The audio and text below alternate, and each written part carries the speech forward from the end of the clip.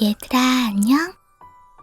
나는 꿈나라 동화를 들려주는 레미야. 레미와 함께 꿈나라로 이제 떠날 시간이야.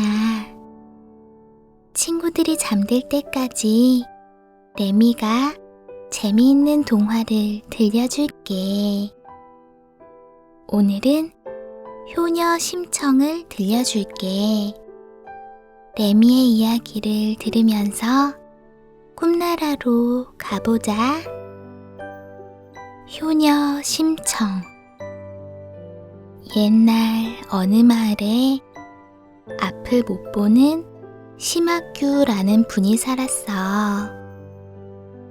옛날에는 앞을 보지 못하는 사람을 봉사라고 불렀거든. 그래서 사람들은 그를 심학규 봉사, 신봉사라고 불렀지. 신봉사는 무척 가난해서 먹을 것을 구하기 힘들었단다. 게다가 젖도 못된 어린 딸까지 있었지. 신봉사는 이 어린 딸을 혼자 키워야 했어. 왜냐하면 신봉사의 아내가 딸을 낳은 뒤 몹쓸 병에 걸려 이 세상을 떠났거든. 신봉사는 앞이 보이지 않는 몸으로 혼자서 갓난아기를 키워야 했지. 얼마나 힘들지 상상이 가니? 동네 사람들은 신봉사를 불쌍해하며 많이 도와줬어. 그때에는 분유도 없어서 아기는 사람의 젖밖에 먹을 것이 없었지. 그래서 신봉사는 여기저기 돌아다니며 젖동량을 했어. 다행히도 착한 마을 아주머니들이 신봉사의 딸에게 젖을 물려주었지. 신봉사의 딸은 청이라고 했어. 청이는 마을 사람들의 사랑을 받으며 다행히도 무럭무럭 클 수 있었지. 청이는 착하고 손재주도 많아서 마을 사람들 모두에게 늘 칭찬을 받았어. 청이는 15살이 되던 해부터 혼자서 일을 해 돈을 벌기 시작했어. 그 돈으로 아버지와 함께 살 수 있는 생활비를 댔지. 신봉사는 그런 청이가 자랑스러웠지만 한편으로는 너무 미안한 마음이 들었지. 아직 어린 청이가 일찍부터 어른처럼 힘들게 돈을 버는 것이 무척 미안했어. 신봉사는 청이에게 늘 미안하다는 말을 했단다. 하지만 청이는 기죽지 않고 당당하게 여러 가지 일을 도맡아 했어. 마을에 바느질을 하기도 하고 잔치 때마다 음식을 만들기도 했지. 어느 날에는 해가 졌는데도 청이가 돌아오지 않았지. 신봉사는 청이가 걱정이 되어 주변 사람들에게 물어봤어. 하지만 아무도 청이를 본 사람이 없었지. 신봉사는 걱정스러운 마음에 청이를 찾아 길을 나섰어. 그러다 우연히 어떤 스님이 말씀하시는 신기한 소리를 듣게 되었지. 쯧쯧, 부처님께 공양미 300석을 바치고 기도를 올리면 눈을 뜰 수 있을 텐데. 스님의 말에 신봉사는 귀가 번쩍 뜨였어. 그동안 다친 눈으로 검고 어두운 세상에서 살았는데 눈을 떠서 밝은 세상을 볼 수 있다면 얼마나 좋을까? 신봉사는 기쁜 마음에 스님을 잡고 말했어. 자기가 공양미 300석을 바치겠다고 말이야. 호기롭게 약속을 했지만 집에 들어온 신봉사는 한숨이 나왔지. 사실 공양미 300석을 구하기는 정말 어려웠거든. 신봉사가 있던 시절에는 쌀 한 석에 허름한 집 한 채를 구할 정도였다니 얼마나 어려운지 알겠지? 아휴, 당장 집에 먹을 것도 없는데 내가 어쩌자고 그런 약속을 했단 말인가. 집에서 한숨만 쉬는 신봉사를 보고 딸 청이가 아버지 손을 잡고 걱정하지 말라고 했어. 하지만 청이도 쌀 300석을 구한다는 것이 막막하기만 했지. 그런데 며칠 뒤 중국으로 가는 뱃사람들이 제물로 쓸 처녀를 구한다는 소문이 돌았어. 중국으로 가려면 인당수라는 바다를 건너야 하는데 파도가 너무 거칠어서 배가 부서지는 경우가 많았거든. 그래서 뱃사람들은 처녀를 제물로 바치면 바다가 조용해진다고 믿었어. 청이는 제물로 쓸 처녀를 구한다는 소문을 듣자마자 뱃사람들을 찾아가 자신을 제물로 써달라 말했지. 대신 쌀 300석을 달라고 했어.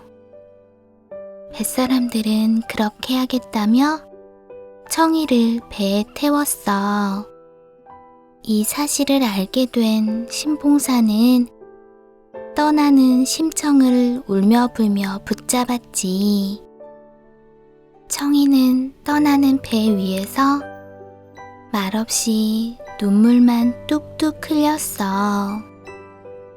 지켜보는 뱃사람들도 마음이 아팠지만 어쩔 수 없었지. 청이를 실은 배가 인당수에 다다랐어. 파도가 철썩철썩 몰아쳤지. 청이는 뱃머리에 올라 두 손 모아 기도했어. 제발 아버지가 앞을 볼 수 있게 해달라고 말이야. 둥둥둥 울리는 북소리를 뒤로 한 채 청이가 바닷속에 훌쩍 몸을 던졌어. 청이를 삼킨 바다는 거짓말처럼 잔잔해졌지.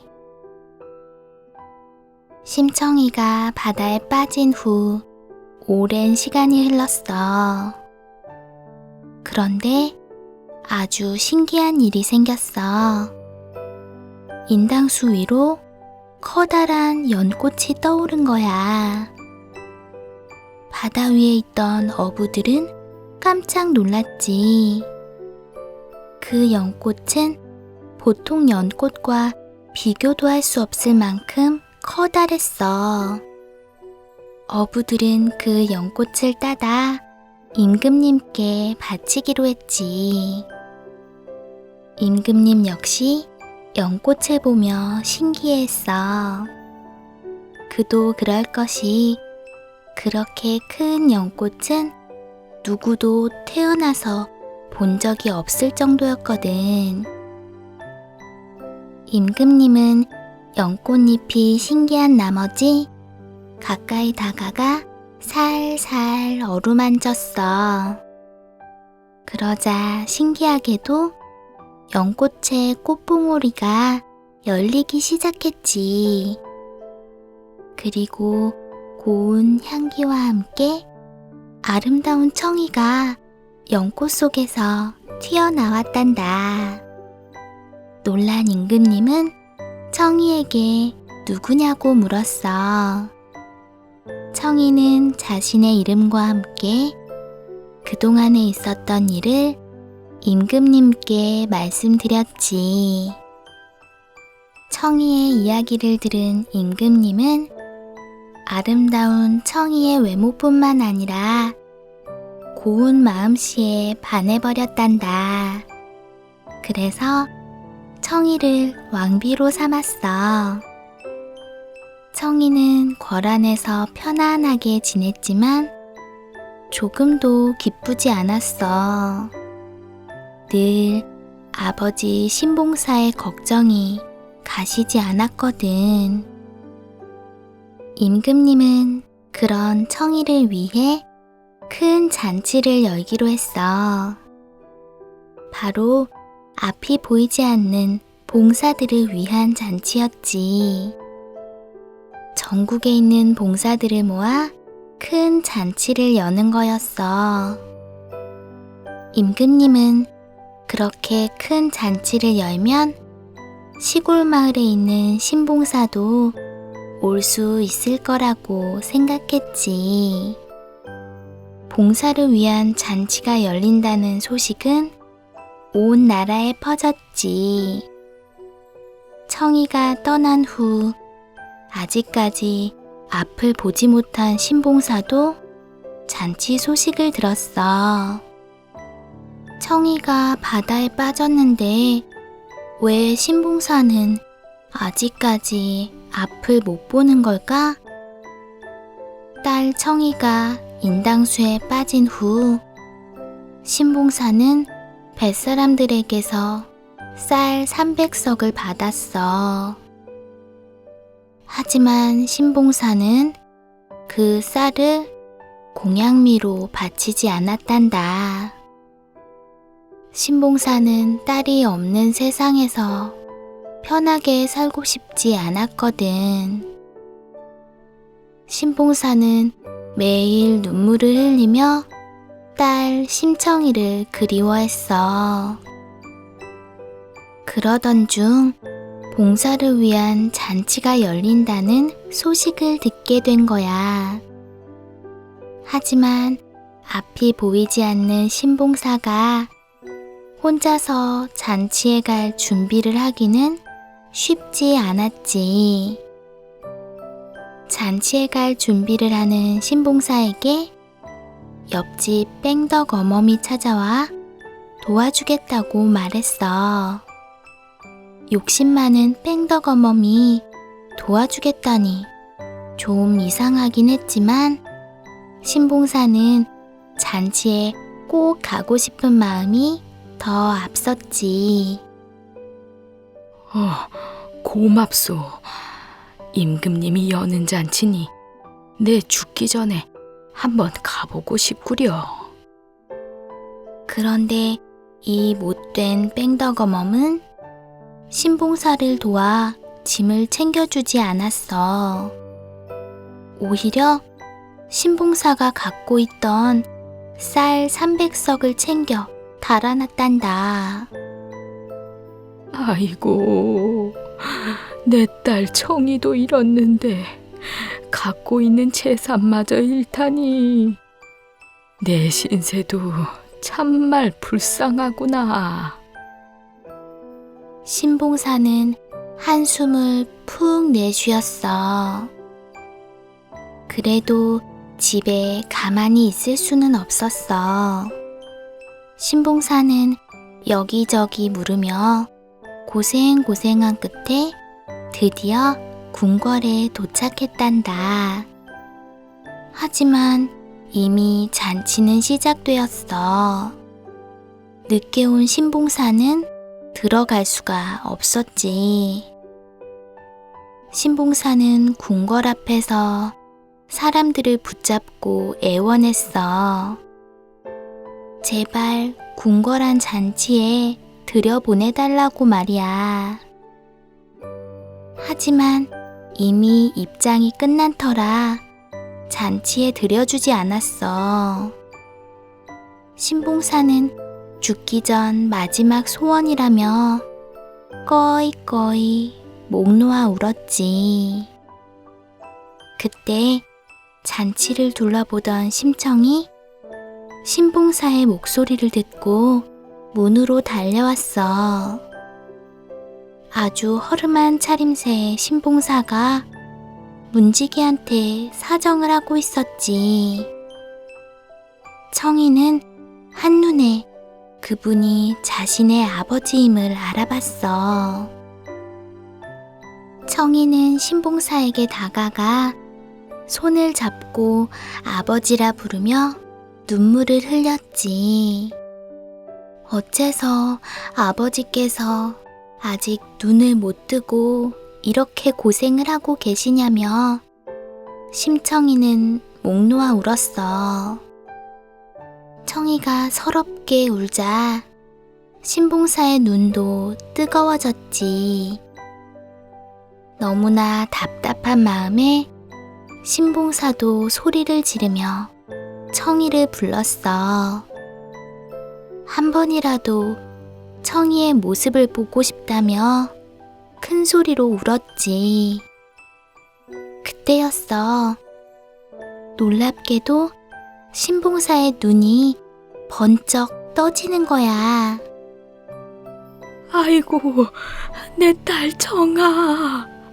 보인다, 보여. 청이가 보여.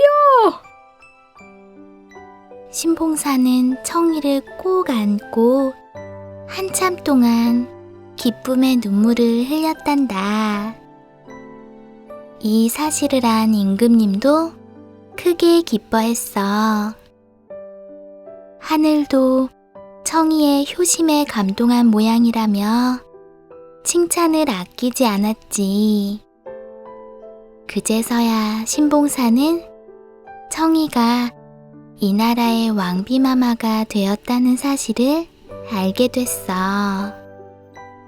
신봉사는 하늘을 바라보며 너무나 감사하다고 기쁨의 눈물을 흘렸지.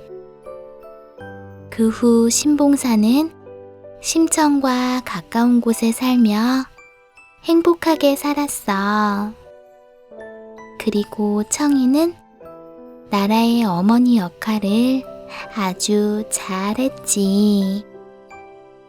임금님과 함께 가난한 백성을 두루두루 살피며 나라가 평안할 수 있게 잘 도왔대. 참, 신봉사의 재산을 훔쳐 달아난 뺑덕어멈은 임금님께 끌려가 아주 혼쭐이 났단다.